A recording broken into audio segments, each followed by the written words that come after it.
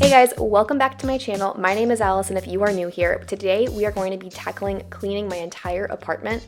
There are so many corners of this space that needed some good deep cleaning that I kind of have been missing by doing my general morning cleaning routine. So today was the day that I'm finally tackling all of the little messes that have been building up, starting off with taking the sheets off my bed and putting them in the washing machine. It has been too long since I have done that, so that was desperately in need of that. And then I'm also going to grab our laundry bin and divide that out so I'm ready to change over the loads once it's all ready. Typically this makes the bedroom a lot messier than it normally is because all of the clothes piles are laying around, but it helps me a lot when it's time to actually do the laundry, and it makes it super simple for switching loads over.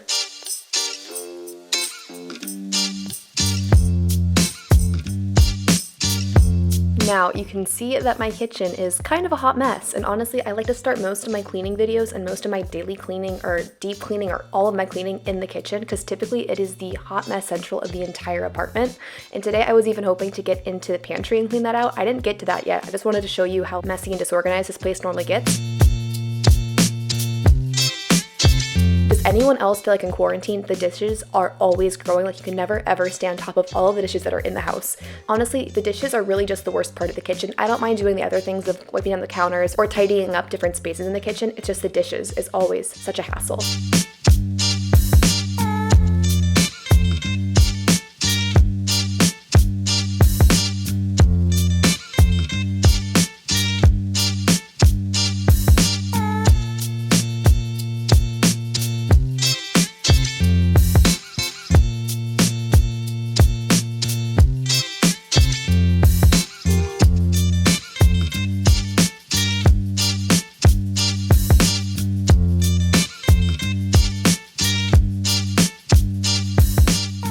Finally, the mountain of dishes have basically been conquered at this point. I'm just finishing up a few last things. I also use these drying mats. They're kind of like memory foam squishy. You saw it up on the counter there before a little bit. And I am really bad at drying my dishes right after I hand wash them. Like the ones that can't go into the dishwasher, I will just place on a rag and leave them out there to air dry all day. Are any of you guys like that? Or do you guys have to dry your dishes down and put them away immediately or else it doesn't count?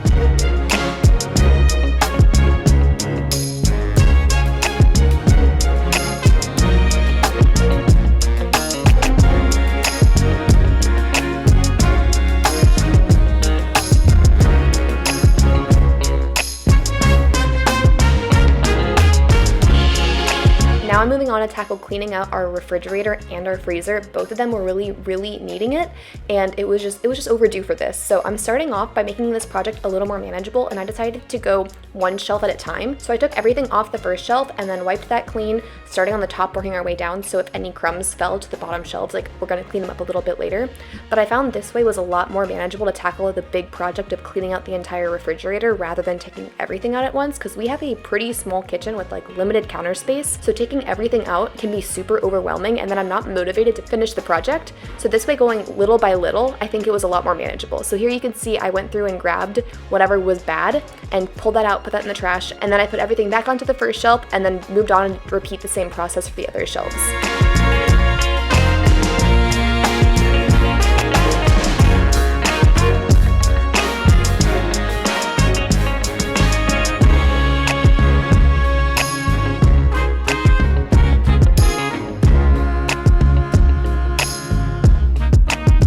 This was the first time I had tackled a refrigerator going shelf by shelf, and I definitely enjoyed it a whole lot more because sometimes by the middle of the project of emptying everything out of the refrigerator and cleaning it, you're a little bit burnt out and not really up to making all of the right decisions of yeah, this product needs to be thrown out, or no, I'm just gonna put it back there, maybe I'll get to it in a little bit. But going shelf by shelf makes it a super manageable project and super manageable decision making. So I think in the future, I'm definitely going to stick to this method.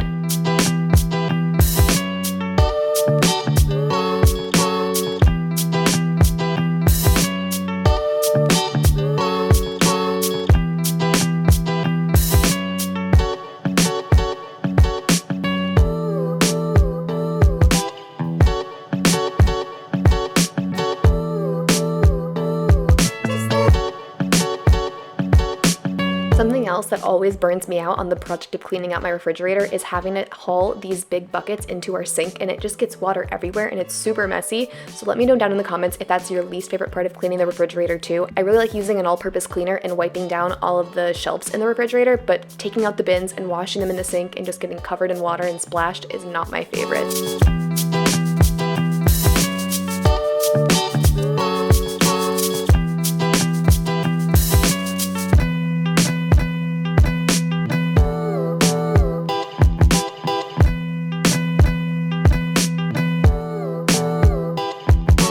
See right here, if you pause the video, that there was this sticky residue on the edge of one of these baskets, and I have no idea what it is from. I am very grossed out by it. You can tell that it was like smearing.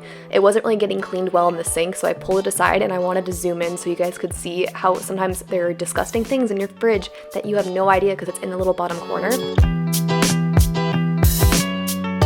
But I will say, for all the hassle, this one shot is completely worth all of the work. By the time I finished this project, it was definitely time to move some laundry over, so I popped the bedding that was in the washer into the dryer, and then I grabbed the laundry bin that was full of the next load from the bedroom and set the washer and dryer to run again. Now back to the kitchen. Honestly, cleaning out the freezer wasn't as satisfying as the refrigerator because we don't keep a lot of things in here that go bad. Obviously, it's the freezer. So I just wiped out some crumbs, and then whatever leftover ice was kind of pooling out of our ice bucket. The one really helpful part of this process though was finding things that I had forgotten were frozen. So we had a couple like pre-made meals in the freezer that I definitely pulled out and started to thaw in the refrigerator so I could make them for this upcoming week.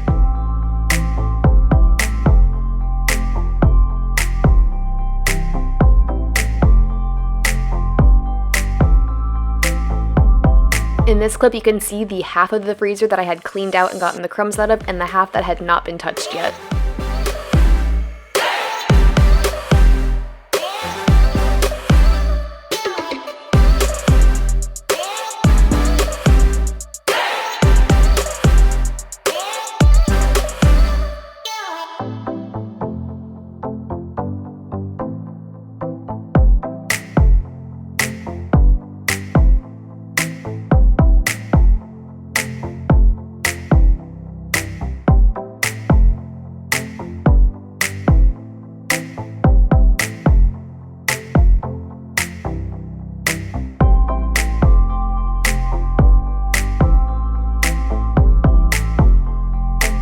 This is kind of random, but in the freezer, I found an old Bath & Body Works candle that I forgot that I left in there. And if you don't know, you can just kind of pop the wax out of these candles and then repurpose them and reuse them. I just took a butter knife and squeezed the wax out of it and then used that to lift the stickers a bit.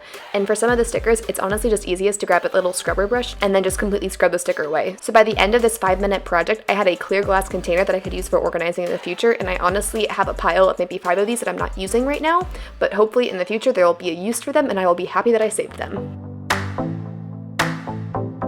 Now, for the sake of the after shot of the kitchen being clean, I decided that I was going to hand dry most of the things that were sitting out on the counter, but this little drying mat is what I was talking about earlier about how I just stack everything like this, and honestly I just leave it till the next day. And most of the time these are things that are used super frequently, so they will get picked up throughout the day anyway, and then at the end of the day it's not that much to put away. I know that this probably drives some people absolutely bananas, so again, let me know down in the comments if this is not your way of cleaning your kitchen.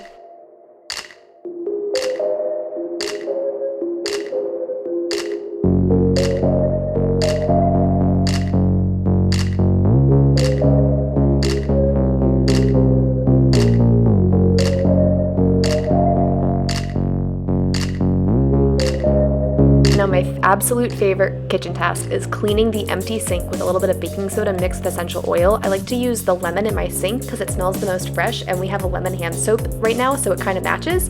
So once that is scrubbed clean and sat for a couple minutes to eliminate any odors, I just rinse it all down the drain, and then it's perfectly sparkly.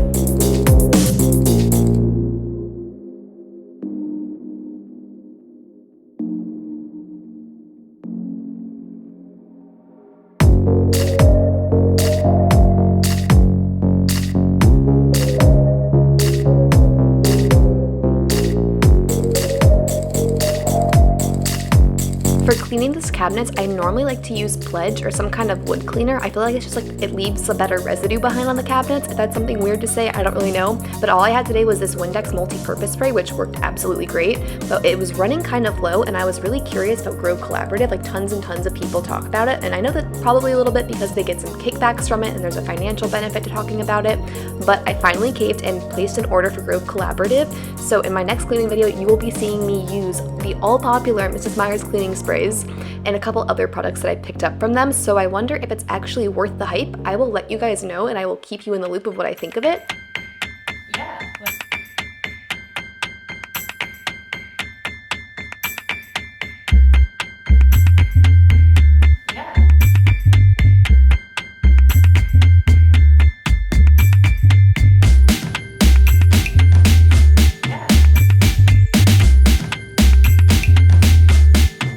Everything was done in the kitchen, and I was about to vacuum, and then I realized that I was having an issue with my Dyson that I'll talk about in a little bit, but since that wasn't working at the moment, I just grabbed a dry Swiffer pad because we don't have a broom. We probably need to grab one of those as a backup, but honestly our Dyson always has worked so great that we've never had the need for one. But today we're making the Swiffer dry pad work, and then I followed it up with the Swiffer wet pad just to make sure these floors are really clean.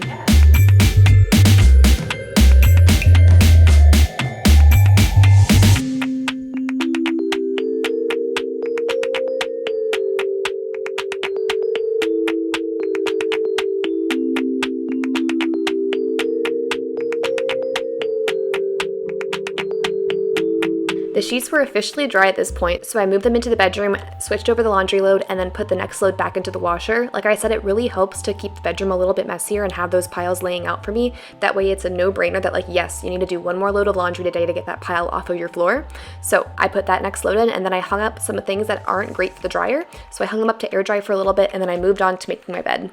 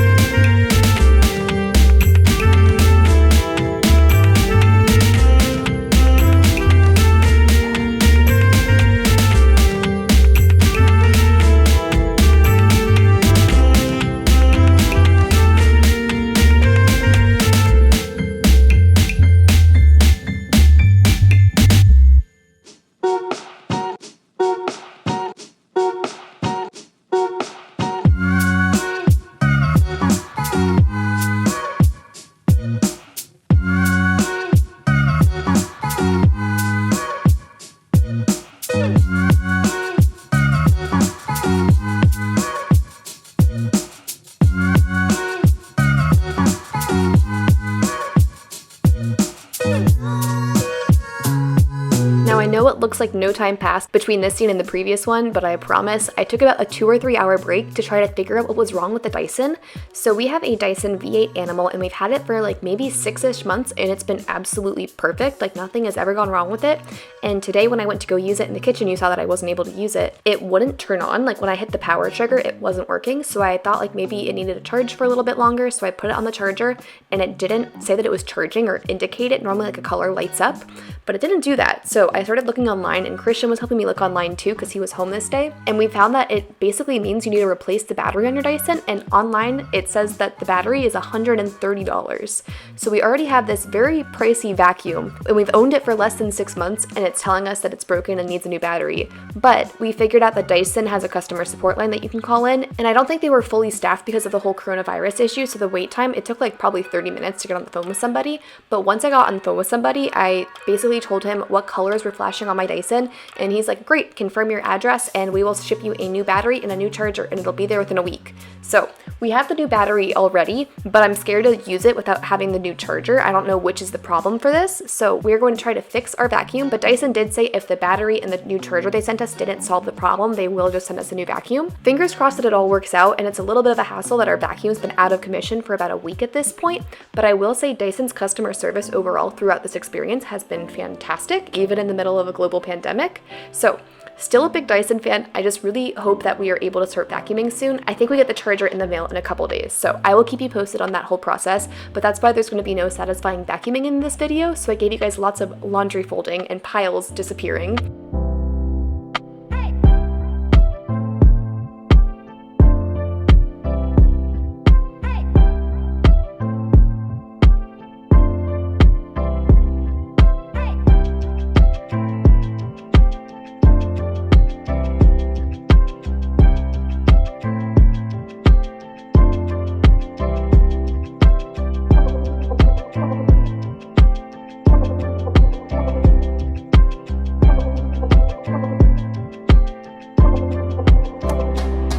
think I spent at least an hour folding all of that laundry in the last clip, so all of the light was basically gone at this point and there were only a few areas of the home I wanted to pick up. So I saved this last little bit of tidying up for the clip on the next day. So here we are the next day. I had an Easter basket that I had to put away. I had done a little egg hunt for Christian and I around the apartment. That was super fun to do, but I had to put the eggs in the basket and put that away so we don't have to keep looking at it because Easter is now over.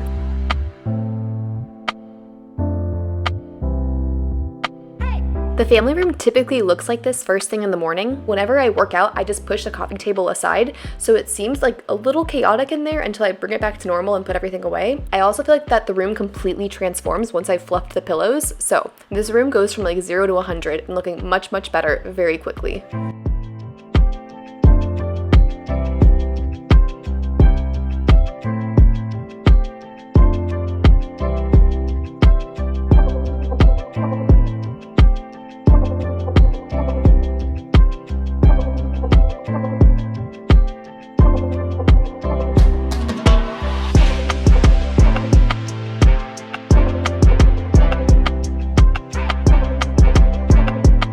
Little entryway needs a little bit of TLC every now and then. I don't clean this as often as I should because honestly we really only see it when we walk in or walk out of the apartment. So the bottom shelves where shoes end up typically get a little bit dirty and covered in like actual dirt. So that needed some TLC, and then there was some dusting that needed to be done on the top of it too.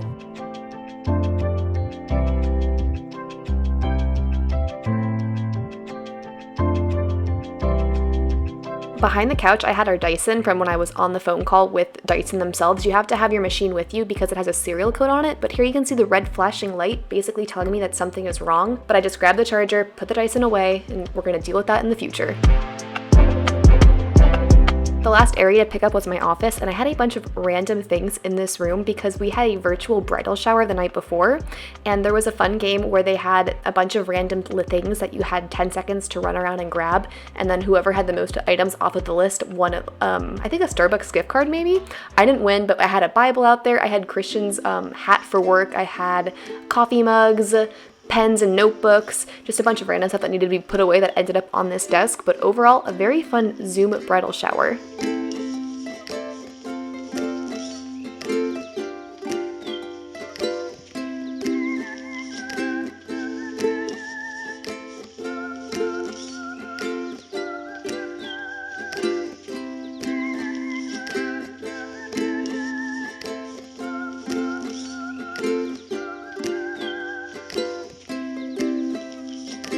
But that is it, guys. That is everything I am covering this ultimate apartment clean with me. I hit most rooms in this home, and I tackled a bunch of projects that have been needing attention for a while, especially the refrigerator and freezer. I hope you guys enjoyed watching. Make sure to subscribe and turn on notification bell so you don't miss any future uploads, and I will see you guys next time. Bye!